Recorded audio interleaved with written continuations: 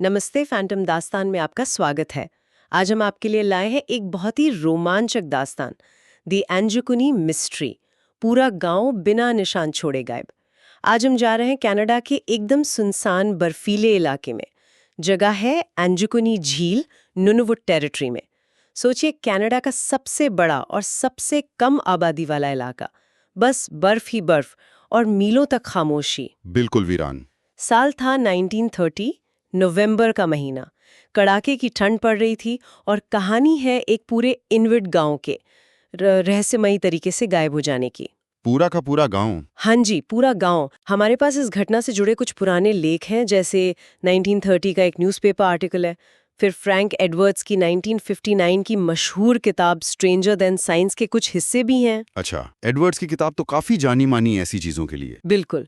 और बाद की जांच पड़ताल भी है, जिसमें आरसीएमपी मतलब रॉयल कैनेडियन माउंटेड पुलिस, जो कनाडा की फेडरल पुलिस है, उनकी रिपोर्ट्स हैं, और ब्रायन डनिंग जैसे स्केप्टिक्स की डिटेल्ड एनालिसिस भी शामिल है। तो मतलब हमारे पास कहानी के दोनों पहलू हैं, रहस्य वाला भी और स्केप्टिकल वाला भी। एग्जैक्टली। तो चलिए इस ठंडी डरावनी पहेली की गहराइयों में उतरते हैं। तो कहानी शुरू होती है जो लबेल नाम के एक फर ट्रैपर से। फर ट्रैपर मतलब खाल का व्यापार करने वाला शिकारी। हाँ, उस जमाने में नॉर्थ अमेरिका के इन इलाकों में ये कॉमन प्रोफेशन था। नवंबर 1930 की बात है। हड्डी कंपा देने वाली ठंड थी। टेम्परेचर शायद -13 डिग्री सेल्सियस या उससे भी कम रहा होगा। लेबेल अकेला उस बर्फीले वीराने में सफर कर रहा था। अकेले इतनी ठंड में काफी हिम्मत वाला रहा होगा था। वो इसे एक फ्रेंडली लिटिल एस्किमो विलेज कहता था। छोटा सा गांव था, करीब 25-30 लोग रहते होंगे। इन्यूइट लोग, जिन्हें पहले एस्किमो कहा जाता था, आर्कटिक के मूल निवासी हैं। वो इस कठोर एनवायरनमेंट में रहने के आदी होते हैं। उनके गांव अक्सर छोटे होते हैं और मौसम के हिसाब से टेम्परेरी भी हो सकते हैं। हाँ, और लबेल जैसे ट्रैपर्स के लिए ये गांव रास्ते में रुकने, आराम करने या जरूरत पड़ने पर मदद लेने की जगह होते थे। बिल्कुल, एक तरह से लाइफलाइन। तो लबेल को भी यही उम्मीद थी कि गांव वाले गर्मजोशी से उसका स्वागत करेंगे, शायद कुछ खाने पीने को मिल जाए, रात बिताने के लिए कोई गर्म जगह। नॉर्मल उम्मीदें थी। लेकिन जैसे ही वो गांव के पास पहुंचा, उसे कुछ गड़बड़ लगी। एक अजीब सी, भयानक शांति छाई हुई थी। बिल्कुल अननेचुरल साइलेंस। हवा भी जैसे रुकी हुई थी। ऐसी सुनसान जगह पर थोड़ी आवाज तो होनी चाहिए थी, कुत्तों के भौंकने की या बच्चों के खेलने की, कुछ तो। कंप्लीट साइलेंस अक्सर पहला वार्निंग साइन होता है। सही कहा। उसने देखा करीब 6 इन्विट टेंट अपनी जगह खड़े थे। झील किनारे कायाक्स मतलब वो इन्विट लोगों की खास नावें, वो रखी हुई थी। कायाक्स, झील किनारे, अच्छा। और सबसे अजीब बात ये कि कुछ टेंट की चिमनियों से हल्का धुआं भी निकल रहा था, जैसे जैसे अंदर अभी आग जलाई गई हो, जैसे लोग अंदर ही हो। धुआं? ये तो और भी कंफ्यूजिंग है। इसका मतलब तो यही हुआ कि लोग हाल ही में वहां थे, शायद कुछ घंटे पहले ही। हाँ, यही सोचकर लबेल ने आवाज लगाई, हेलो। कोई जवाब नहीं, सिर्फ सन्नाटा। अब उसे डर लगने लगा था। जाहिर है। उसने हिम्मत करके टेंटों में झांकना शुरू किया और अंदर का नजारा देखकर वो हैरान रह गया। सब कुछ अपनी जगह पर था, पर एकदम अधूरा छोड़ा हुआ। अधूरा छोड़ा हुआ मतलब जैसे आधे बुने हुए कपड़े पड़े थे जिनमें सुइयां अभी भी लगी हुई थीं, जैसे कोई बुनते बुनते अचानक उठकर चला गया हो। चूल्हों पे खाना रखा था, शायद पक रहा होगा, पर अब वो ठंडा और जम चुका था। कहीं मांस के टुकड़े लटके थे, शायद पकाने के लिए रखे गए हों। और बंदूकें, उनका क्या हुआ? हाँ, दीवारों से बंदूकें टंगी थीं। इनुइट शिकारी होते हैं, उनके सर्वाइवल के लिए बंदूकें कितनी जरूरी होती हैं। उन्हें पीछे छोड़ जाना, ये बहुत अजीब बात है। खाने को अधूरा छोड़ना, बुनाई बीच में रोक देना, ऐसा लगता है जैसे किसी ने उन्हें अचानक, बिल्कुल अचानक, उनके डेली रूटीन के बीच से ही जाने पर मजबूर कर दिया हो। एग्जैक्टली। सब कुछ नॉर्मल था, सिवाय एक चीज के, कि गांव के वो 25-30 मर्द, औरतें और बच्चे सब गायब थे, वैनिश्ड। कोई निशान नहीं, कोई स्ट्रगल का सबूत? कुछ नहीं, जैसे हवा में घुल गए हों। कोई हिंसा का निशान नहीं, बस खालीपन। ये तो रोंगटे खड़े कर देने वाली बात है। लेकिन कहानी यहीं खत्म नहीं होती है ना? लेबेल को कुछ और भी मिला था जिसने उसे और भी डरा दिया था। हाँ, और यहीं से ये मामला और भी डार्क और भी ज्यादा रहस्यमयी हो जाता है। गांव वालों के साथ स्लेज कुत्ते, स्लेड डॉग्स, हाँ, जो उनके ट्रांसपोर्ट और शिकार के लिए लाइफलाइन होते हैं। वो अपनी जगह पर बंधे हुए मिले, लेकिन जिंदा नहीं, भूख से मरे हुए। भूख से मरे हुए, ओह, ये तो बहुत डिस्टर्बिंग है। इन्यूट लोगों के लिए उनके कुत्ते सिर्फ जानवर नहीं होते, उनके साथी होते हैं, उनके फैमिली मेंबर्स जैसे। उन्हें ऐसे भूखा मरने के लिए छोड़ देना, ये इन्यूट कल्चर में अनथिंकेबल है, अकल्पनीय। हाँ, ये डिटेल अकेले ही किसी बहुत बड़ी गड़बड़ की तरफ इशारा करती है। या तो वो इतनी जल्दी में गए कि कुत्तों को खोल नहीं पाए, या वो वापस आने वाले थे पर आ नहीं सके। और एक और चीज थी जिसने लबेल की रूह कंपा दी। गांव के किनारे पर उसे एक कब्र खुदी हुई मिली। कब्र खुदी हुई? हाँ, इनुइट रिवाजों के मुताबिक कब्र की चारों ओर भारी पत्थर रखे जाते हैं। लबेल ने देखा कि वो पत्थर अपनी जगह पर थे, उनमें कोई छेड़छाड़ नहीं हुई थी। अच्छा, तो इसका मतलब किसी जंगली जानवर ने कब्र नहीं खोदी थी? नहीं। तो मतलब किसी इंसान ने खोदी थी, वो भी उतनी जमी हुई पत्थर जैसी बर्फीली जमीन में। नवंबर में आर्कटिक की जमीन खोदना कोई आसान काम नहीं होता, बहुत मेहनत लगती है। हाँ, और वो कब्र खाली थी। खाली? किसने खोदी और खाली क्यों थी? क्या कोई मर गया था जिसे दफनाना था, पर दफनाने से पहले ही सब गायब हो गए? या ये किसी और चीज का संकेत था? ये डिटेल बहुत सिनिस्टर है। लैबल बुरी तरह डर गया था। वो जितनी जल्दी हो सका वहां से भागा और पास के टेलीग्राफ स्टेशन पहुंचा, ऐसा कहा जाता है। यहीं पर वो कहानी में थोड़ा पेंच है ना? कुछ बाद की रिपोर्ट्स कहती हैं कि उसने टेलीग्राफ का इस्तेमाल किया, लेकिन स्केप्टिक्स सवाल उठाते हैं कि 1930 में उस रिमोट इलाके में शायद सैकड़ों किलोमीटर तक कोई टेलीग्राफ स्टेशन था ही नहीं। अच्छा, ये भी एक पॉइंट है। खैर, किसी तरह उसने खबर आरसीएमपी तक पहुंचाई। हो सकता है किसी ट्रेडिंग पोस्ट से या किसी और तरीके से। आरसीएमपी मतलब रॉयल कैनेडियन माउंटेड पुलिस। हाँ, और आरसीएमपी ने मामले को गंभीरता से लिया। पुलिस मौके पर पहुंची। शुरुआती रिपोर्ट्स के मुताबिक उन्होंने लबेल की बातों को सच पाया। गांव वाकई खाली था। बिल्कुल वैसे ही वीरान और अजीब जैसा लबेल ने बताया था। टेंट, सामान, ठंडा खाना, बंदूकें। हाँ, और वो मरे हुए कुत्ते, वो खाली कब्र, सब कुछ था, बस इंसान नहीं थे। तो आरसीएमपी ने क्या किया? कोई इन्वेस्टिगेशन? कहा जाता है कि आरसीएमपी ने एक बड़ी सर्च ऑपरेशन शुरू की। न सिर्फ जमीन पर आसपास के इलाके में ढूंढा, बल्कि हजारों वर्ग मील के दायरे में हवाई जहाज से भी सर्च की गई। और नतीजा? सिफर। गायब हुए लोगों का कोई सुराग, कोई निशान, कोई पदचिह्न तक नहीं मिला। ऐसा लगा जैसे वो सचमुच धरती निगल गई हो या आसमान उठा ले गया हो। और पुलिस का अंदाजा क्या था? वो कब गायब हुए थे? 1930 की रिपोर्ट्स के मुताबिक पुलिस का मानना था कि गांव वाले लबेल के पहुंचने से करीब 8 हफ्ते पहले ही जा चुके थे। 8 हफ्ते पहले? जरा सोचिए, इतनी कड़ाके की ठंड में, बिना अपने जरूरी सामान, बिना बंदूकों और बिना अपने कुत्तों के वो 8 हफ्ते पहले कहां और कैसे जा सकते थे? और इतने वक्त में तो मौसम ने भी उनके जाने के सारे निशान मिटा दिए होंगे। बिल्कुल। ये पहेली और भी उलझ जाती है। और कहानी में एक और ट्विस्ट है जिसने इसे कंस्पिरेसी थ्योरीज और यूएफओ वालों का फेवरेट बना दिया। कहा जाता है कि जांच करने वाले आरसीएमपी ऑफिसर्स ने खुद झील के ऊपर आसमान में अजीब सी नीली टिमटिमाती रोशनी देखने की बात रिपोर्ट की। हाँ, ये डिटेल फ्रैंक एडवर्ड्स की किताब में भी मिलती है। और ये रोशनी उस इलाके में दिखने वाले सामान्य नॉर्दर्न लाइट्स मतलब ऑरोरा बोरियालिस से बिल्कुल अलग बताई गई। अलग कैसे? नॉर्दर्न लाइट्स आमतौर पर हरे या कभी-कभी गुलाबी होते हैं और आसमान में पर्दे की तरह लहराते हैं, जबकि ये रोशनी नीली थी और एक रिदम में, जैसे दिल की धड़कन हो वैसे टिमटिमा रही थी, मतलब पल्सिंग थी। पल्सिंग ब्लू लाइट, ये तो अजीब है। हाँ, आरसीएमपी ने इसे ऑफिशियली गायब होने से कभी नहीं जोड़ा, नहीं इसे एक्सप्लेन किया, पर इस डिटेल ने कहानी को एक पैरानॉर्मल एंगल जरूर दे दिया। जाहिर है, ऐसी रहस्यमयी घटना की खबर तो फैली होगी। बिल्कुल फैली। वक्त के साथ ये कहानी और भी फैलती गई, खासकर 1959 में जब फ्रैंक एडवर्ड्स ने अपनी किताब स्ट्रेंजर देन साइंस में इसका जिक्र किया। एडवर्ड्स की किताब बहुत पॉपुलर हुई। उन्होंने लबेल की कहानी को जस का तस बयान किया था। हाँ, ज्यादातर गांव की आबादी, 30 बताई, मरे हुए कुत्तों और खाली कब्र का जिक्र किया। आरसीएमपी की नाकाम जांच के बारे में लिखा। उन्होंने लिखा कि महीनों की जांच के बाद भी कोई सुराग नहीं मिला, केस अनसॉल्व रहा। लेकिन एडवर्ड्स के बाद तो कहानी ने और भी वाइल्ड रूप ले लिया है ना? सुना है काफी मिर्च मसाला जुड़ा। हाँ, यहीं से कहानी में वो सेंसेशनलिज्म वाला एलिमेंट आ गया, जैसा अक्सर ऐसी अनसुलझी कहानियों के साथ होता है। उदाहरण के लिए 1983 में नाइजिल ब्लंडल और रॉजर बोर की किताब आई world's greatest UFO mysteries. UFO mysteries? तो उन्होंने इसे यूएफओ से जोड़ दिया। बिल्कुल। और उन्होंने तो कमाल ही कर दिया। लिखा कि गांव की आबादी 30 नहीं 1200 थी। क्या 1200? 30 से सीधा 1200। ये तो पूरा शहर हो गया। ही कैसे हो सकता है? एग्जैक्टली।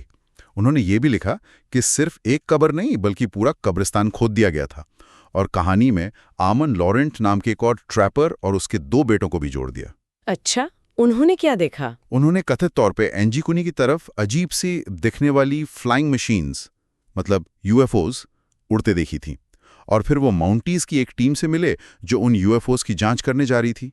हद है। और सुनिए, किसी और सोर्स ने तो आबादी 2000 तक बता दी और कहा कि कुत्तों की लाशें 12 फीट बर्फ के नीचे दबी मिली। ये साफ तौर पर एग्जैजरेशन था। ये तो बिल्कुल अविश्वसनीय लगता है। और यूएफओ थ्योरी को सबसे ज्यादा हवा किसने दी? शायद बेटी हिल और उनके पति बार्नी हिल। वो अमेरिका के इतिहास में एलियन द्वारा अपहरण किए जाने का दावा करने वाले पहले और सबसे फेमस कपल थे। हाँ, उनका केस तो बहुत फेमस है। तो 1977 में बेटी ने फेट मैगजीन को एक खत लिखा। उसमें उन्होंने दावा किया कि वो और उनके पति कई साल पहले कनाडा में एक फेरी पर कैप्टन लार्सन नाम के एक व्यक्ति से मिले थे जो आरसीएमपी का ऑफिसर था। Captain Larsen? हाँ। बेटी के मुताबिक लार्सन ने उन्हें बताया कि उसने 9 साल तक एंजीकुनी केस की जांच की थी और उसका पर्सनल बिलीफ था कि गांव वालों को एलियंस उठा ले गए थे। वाओ, एक आरसीएमपी अफसर का ये मानना, ये सुनने में एकदम हॉलीवुड मूवी जैसा लगता है। बिल्कुल। लेकिन जब किसी घटना का कोई लॉजिकल एक्सप्लेनेशन ना मिले, लोग बिना निशान छोड़े गायब हो जाएं और आसमान में अजीब रोशनी देखने की बात भी हो, तो क्या ऐसी वाइल्ड थियरीज पर यकीन करना आसान हो जाता है? हाँ, बिल्कुल। इंसान का दिमाग पैटर्न्स ढूंढता है, एक्सप्लेनेशंस चाहता है। जब कोई कन्वेंशनल जवाब नहीं मिलता तो अनकन्वेंशनल, पैरानॉर्मल या एक्स्ट्रा टेरेस्ट्रियल एक्सप्लेनेशंस अपनी जगह बना लेते हैं। हाँ, लेकिन अब आते हैं कहानी के दूसरे बेहद जरूरी पहलू पर, स्केप्टिसिज्म और पलटवार पर। क्या ये कहानी उतनी ही सच्ची है जितनी बताई जाती है? हाँ, ये जानना बहुत जरूरी है। क्या सबूत हैं जो इस कहानी पर सवाल उठाते हैं? कौन है ये स्केप्टिक्स? काफी मजबूत सबूत हैं। ब्रायन डनिंग जैसे रिसर्चर्स हैं जो स्केप्टॉइड वेबसाइट चलाते हैं और ऐसी मिस्ट्रीज की तह तक जाने के लिए जाने जाते हैं। उन्होंने इस कहानी के ओरिजिनल सोर्सेज को खंगालने की कोशिश की और कई इनकंसिस्टेंसीज पाई। अच्छा, जैसे कि पहला सवाल तो खुद जो लिबेल पर उठाया गया। फ्रैंक एडवर्ड्स ने उन्हें एक अनुभवी ट्रैपर बताया था जो सालों से उस इलाके को जानता था। लेकिन डनिंग ने रिकॉर्ड्स खंगाले तो पता चला कि लिबेल के पास 1930 से पहले ट्रैपिंग लाइसेंस था ही नहीं। तो क्या वो एक्सपर्ट ट्रैपर नहीं था या उस इलाके को नहीं जानता था? जरूरी नहीं। जैसा डनिंग खुद मानते हैं, उस जमाने में बहुत से लोग बिना लाइसेंस के भी ट्रैपिंग करते थे। तो ये अकेला पॉइंट कहानी को खारिज नहीं करता, पर शक जरूर पैदा करता है। और एक और पॉइंट है। एडवर्ड्स की कहानी के मुताबिक लिबेल को गांव में सील स्किन, मतलब सील मछली की खाल के कपड़े मिले थे। डनिंग सवाल उठाते हैं कि एंजीकुनी झील समुद्र तट से सैकड़ों किलोमीटर दूर अंदरूनी इलाके में है, इनलैंड है। हाँ, ये तो है। वहां कैरिबू, मतलब बारासिंगा तो बहुतायत में मिलता है, पर सील मछली नहीं। तो क्या लिबेल जैसे कथित अनुभवी ट्रैपर को सील स्किन और कैरिबू हाइड में फर्क पता नहीं होता? ये डिटेल थोड़ी खटकती है। हाँ, ये बात सोचने वाली है। हो सकता है एडवर्ड्स ने या लिबेल ने गलती की हो या बाद में कहानी में जुड़ गई हो। बिल्कुल। फिर वो पत्रकार जिसने सबसे पहले ये कहानी छापी थी, एमिट केलहर। हाँ, उनका क्या? डनिंग ने पाया कि केलहर का आर्टिकल 27 नवंबर 1930 को डैनविल, वर्जीनिया, यूएसए के द बी अखबार में छपा था, ना कि मैनिटोबा, कनाडा के किसी अखबार में जैसा पहले माना जाता था। अच्छा, यूएसए में छपा था? हाँ, और ज्यादा इंपॉर्टेंट बात यह है कि डनिंग ने पाया कि केलहर पर पहले भी अपनी कहानियों में बड़ा चढ़ाकर लिखने, मतलब सेंसेशनलाइज करने के आरोप लगे थे। उनकी रेपुटेशन थोड़ी क्वेश्चनेबल थी। ओह, तो मतलब वो भरोसेमंद सॉस नहीं थे? ऐसा कहा जा सकता है। और उनके आर्टिकल में जो तस्वीर इस्तेमाल हुई थी, हाँ, वो एंजीकुनी की थी। नहीं, वो तस्वीर भी एंजीकुनी की नहीं थी। वो आरएसीपी के आर्काइव से ली गई एक पुरानी जेनेरिक तस्वीर थी किसी और इन्यूट कैंप की। उसका इस घटना से कोई लेना देना नहीं था। ये तो गड़बड़ है। मतलब आर्टिकल की ऑथेंटिसिटी पर सवाल उठते हैं। बिल्कुल। कहानी में और भी कॉन्ट्रडिक्शंस है। लबेल ने कथित तौर पर कयाक्स को लहरों से टकराते हुए देखा। हाँ, ये बताया था आपने। लेकिन ये घटना नवंबर की कड़ाके की ठंड में हुई थी। तब अंजीकुनी झील पूरी तरह बर्फ की मोटी चादर बन चुकी होती है। जमी हुई झील पर लहरें कैसे टकरा सकती हैं? ये डिटेल इम्पॉसिबल लगती है। सही बात है, ये कैसे हो सकता है? रही बात केएक्स की मौजूदगी की, डनिंग मानते हैं कि इनुइट लोग शिकार के लिए अपनी केएक्स को नदियों के सहारे काफी दूर इनलैंड तक ले जाते थे। तो केएक्स का वहां होना नामुमकिन नहीं, पर लहरों से टकराना वाली बात वो गड़बड़ लगती है। ये सब तो ठीक है, लेकिन स्केप्टिक्स का सबसे बड़ा पॉइंट क्या है जो इस कहानी को खारिज करता है? सबसे बड़ा और शायद निर्णायक पॉइंट है आरसीएमपी का ऑफिशियल स्टांस। स्केप्टिक्स बताते हैं कि आरसीएमपी ने 1931 में ही, यानी घटना के कथित तौर पर होने के 1 साल के अंदर ही, सार्जेंट जे नेल्सन नाम के अफसर की जांच के बाद इस पूरी कहानी को झूठा और मनगढ़ंत करार दे दिया था। क्या 1931 में? फ्रैंक एडवर्ड्स ने तो 1959 में लिखा कि केस अनसॉल्व्ड है। एग्जैक्टली। सार्जेंट नेल्सन ने अपनी जांच में पाया कि जो लेबेल नाम का एक ट्रैपर था जरूर, पर वो मैनिटोबा में काम करता था, नॉर्थ वेस्ट टेरिटरीज जहां एंजीकुनी है में नहीं। अच्छा, तो वो उस इलाके में था ही नहीं। रिकॉर्ड्स तो यही कहते हैं। नेल्सन ने इलाके के स्थानीय ट्रेडर्स, मिशनरीज और निवासियों से पूछताछ की, और किसी ने भी ऐसे किसी गांव के होने या लोगों के गायब होने की घटना के बारे में कभी नहीं सुना था। किसी ने नहीं सुना? हाँ, नेल्सन का कंक्लूजन था कि ये कहानी अखबारों में सेंसेशनलिज्म फैलाने के लिए गढ़ी गई थी, शायद कलेहर द्वारा। आरसीएमपी ने बाद में भी इस पर कुछ कहा? हाँ, 1988 में आरसीएमपी के एक इतिहासकार एस.डब्ल्यू. हॉराल ने ऑस्ट्रेलियन स्केप्टिक्स नाम के ग्रुप को लिखे एक पत्र में आरसीएमपी के रुख को फिर से कंफर्म किया। उन्होंने क्या कहा? उन्होंने लिखा कि उन्होंने उस समय 1930 में उस इलाके में तैनात रहे रिटायर्ड अफसरों से भी बात की थी, और उनमें से किसी को भी ऐसी कोई घटना याद नहीं थी। आरसीएमपी के ऑफिशियल रिकॉर्ड्स में जो लेबेल की किसी रिपोर्ट, किसी बड़े सर्च ऑपरेशन या आसमान में अजीब रोशनी देखे जाने का कोई जिक्र नहीं है। कोई जिक्र नहीं? नहीं। हॉराल ने साफ शब्दों में लिखा, the story is entirely fictitious, यानी ये कहानी पूरी तरह काल्पनिक है। वाओ, आरसीएमपी का ये कहना तो बहुत बड़ा ब्लो है पूरी कहानी के लिए। और एक बात, आज तक कोई आर्कियोलॉजिकल एविडेंस भी नहीं मिला है जो साबित करे कि एंजीकुनी झील के पास उस जगह पर कभी कोई स्थायी 30 लोगों वाला गांव था भी। कोई सबूत नहीं कि वहां गांव था भी। हाँ, जैसा मैंने पहले कहा, इन्विट लोग अक्सर नोमैडिक होते थे। मौसम और शिकार के हिसाब से टेम्पररी कैंप बनाकर रहते थे और फिर आगे बढ़ जाते थे। हो सकता है लेबेल ने किसी ऐसे ही छोड़े हुए टेम्पररी कैंप को देखा हो जिसे उसने गलत समझ लिया। ठीक है, तो आरसीएमपी और स्केप्टिक्स के पॉइंट सुनने के बाद तो लगता है कि केस क्लोज्ड है। कोई ऑफिशियल रिकॉर्ड नहीं, कहानी में कॉन्ट्रडिक्शंस, पत्रकार का क्वेश्चनेबल रेप्यूटेशन, लेबेल की पहचान और लोकेशन पर सवाल, आर्कियोलॉजिकल एविडेंस की कमी। ऐसा लगता है ये सब मिलकर एक हवाई कहानी बनाते हैं। हाँ, एविडेंस तो इसी तरफ इशारा करता है। लेकिन फिर भी, जैसा कि एक सोर्स कहता है, and just like that the villagers disappeared for a second time, first from their homes and then from the history books. क्या ये इतनी आसानी से डिसमिस करने वाली बात है? आपका सवाल जायज है। स्केप्टिकल एविडेंस बहुत स्ट्रांग है, इसमें कोई शक नहीं, लेकिन कुछ चीजें हैं जो लोगों को सोचने पर मजबूर करती हैं। जैसे मान लेते हैं कि केलेहर पहले एग्जैजरेट करता था, पर क्या इसका मतलब है कि उसकी हर कहानी 100% झूठी होगी? हो सकता है उसे लेबेल से वाकई कोई सच्ची, भले ही अधूरी या गलत समझी हुई जानकारी मिली हो जिसे उसने सेंसेशनलाइज कर दिया हो। ये पॉसिबल है। कहानी का कर्नल, मतलब उसका बीज, कहीं सच हो सकता है। और लबेला के पास लाइसेंस नहीं था, इसका मतलब ये तो नहीं कि उसे इलाके का पता नहीं हो सकता। इलीगल ट्रैपिंग उस जमाने में कॉमन थी। हाँ, ये भी सही है। और वो डिटेल्स, वो भूख से मरे कुत्ते, इनुइट अपने कुत्ते कभी नहीं छोड़ते, ये बात बार बार सामने आती है। वो खुदी हुई खाली कब्र, इतनी मेहनत से जमी हुई जमीन में कब्र कौन और क्यों खोदेगा? ये सवाल परेशान करते हैं बिल्कुल। और अगर मान लें कि आसमान में अजीब रोशनी वाली बात पूरी तरह झूठी नहीं है, भले आरसीएमपी ने उसे रिकॉर्ड ना किया हो, तो उसका क्या मतलब था? ये डिटेल्स इतनी अजीब और डिस्टर्बिंग हैं कि इन्हें आसानी से भुलाया नहीं जा सकता। क्या ये सब केलेहर या एडवर्ड्स ने अपनी इमेजिनेशन से जोड़ दिया? यही वो लिंगरिंग क्वेश्चंस हैं जो इस रहस्य को जिंदा रखते हैं। अगर हम एक पल के लिए मान लें कि कहानी पूरी तरह झूठी नहीं है, तो क्या ऑल्टरनेटिव एक्सप्लेनेशंस हो सकते हैं? हाँ, क्या हो सकता है? एक तो मास माइग्रेशन, जैसा हमने कहा, इन्यूट लोग सीजनल माइग्रेशन करते थे। हो सकता है गांव वाले शिकार या बेहतर मौसम की तलाश में कहीं और चले गए हों। शायद लबेल, जो बाहरी था, ने उनके टेम्पररी कैंप को स्थायी समझ लिया और उनके जाने को गायब होना मान लिया। लेकिन फिर वही सवाल, अपना जरूरी सामान, बंदूकें और सबसे बढ़कर अपने कुत्ते क्यों छोड़ेंगे? और कोई निशान क्यों नहीं मिला? हाँ, ये सवाल तो रहते ही हैं। दूसरी पॉसिबिलिटी, नेचुरल डिजास्टर, लेकिन इसका कोई सबूत नहीं मिला।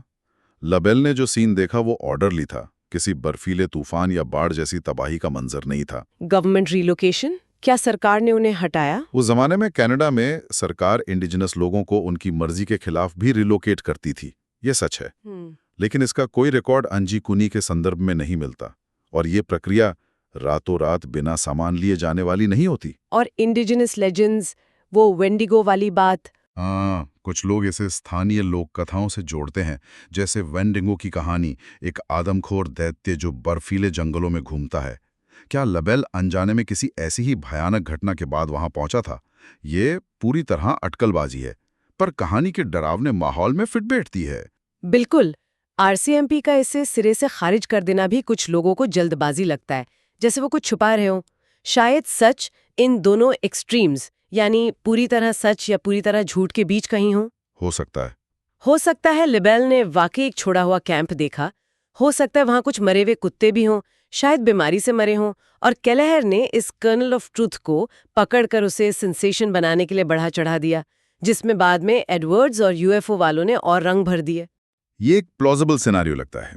ये दिखाता है कि कैसे फैक्ट्स, मिसअंडरस्टैंडिंग और सेंसेशनलिज्म मिलकर एक अर्बन लेजेंड या फोकलोर को जन्म दे सकते हैं। दुनिया में ऐसी और भी जगह हैं जहां बस्तियां रहस्यमयी तरीके से खाली हो गईं, जैसे भारत का कुलधरा गांव या फिर रोएनेक कॉलोनी अमेरिका में। हाँ, कुलधरा की कहानी भी बहुत रहस्यमयी है। हर कहानी के पीछे शायद अलग वजहें हों, पर इंसान का फैसिनेशन ऐसी जगहों से बना रहता है। तो एंजिकुनी झील का सच क्या है? क्या ये फ्रैंक एडवर्ड्स या एमिट केलेहर द्वारा गढ़ी गई एक मास्टरफुली क्राफ्टेड सेंसेशनल कहानी है, या जो लिबेल की कोई भयानक गलतफहमी, या वाकई कुछ अनसुलझा डरावना रहस्य जिसके सबूत या तो दब गए या कभी मिले ही नहीं? विरोधाभासी बातें, पुख्ता सबूतों की कमी और बाद में जोड़ी गई सनसनीखेज कहानियों के धुंधलके में सच ढूंढना वाकई मुश्किल है। ये कहानी शायद हमारे अपने डर, अकेलेपन का डर, अनजान का डर को रिफ्लेक्ट करती है। या शायद ये बाहरी दुनिया का स्वदेशी जीवन शैली को न समझ पाने का नतीजा हो। ये भी हो सकता है। ठोस सबूत का ना होना, जैसा मैंने कहा, डबल एज्ड स्वॉर्ड है। ये या तो साबित करता है कि कुछ हुआ ही नहीं और ये कहानी पूरी तरह मनगढ़ंत है, या फिर ये इशारा करता है कि गायब होना इतना मुकम्मल, इतना टोटल था कि कोई निशानी नहीं बचा। और ये दूसरी संभावना इसे इतना चिलिंग और इंड्यूरिंग बनाती है। चलिए एक आखिरी सवाल पर सोचते हैं। मान लेते हैं कि पूरी कहानी वैसी नहीं है जैसी बताई जाती है। 1200 लोग, यूएफओज, खोदा हुआ कब्रिस्तान, ये सब एग्जैजरेशन है। पर क्या इसका कोई छोटा सा असल कॉर्नल ऑफ ट्रूथ हो सकता है? क्या उस कड़कड़ाती सर्दी में अंजुकुनी झील के पास आखिर हुआ क्या था? क्या कोई छोटा टेम्परेरी इनुइट कैंप था जिसके साथ कोई भयानक अनकही ट्रेजेडी हुई? शायद कोई तेजी से फैलने वाली बीमारी या भुखमरी, या कोई अंदरूनी झगड़ा जिसके बाद लोग भाग गए। हाँ, और जिसे देखकर लबेल डर गया, और जिसकी कहानी समय के साथ फैलते फैलते एक पूरे गांव के रहस्यमय तरीके से गायब होने की दास्तान बन गई। इस पूरी दास्तान में आपको कौन सी डिटेल सबसे ज्यादा चौंकाती है या सोचने पर मजबूर करती है? वो भूख से मरे कुत्ते, वो खाली कब्र, या आसमान की वो नीली रोशनी? Okay, so we hope you liked our today's discussion. For more such discussions, subscribe to our channel, Phantom Dastan.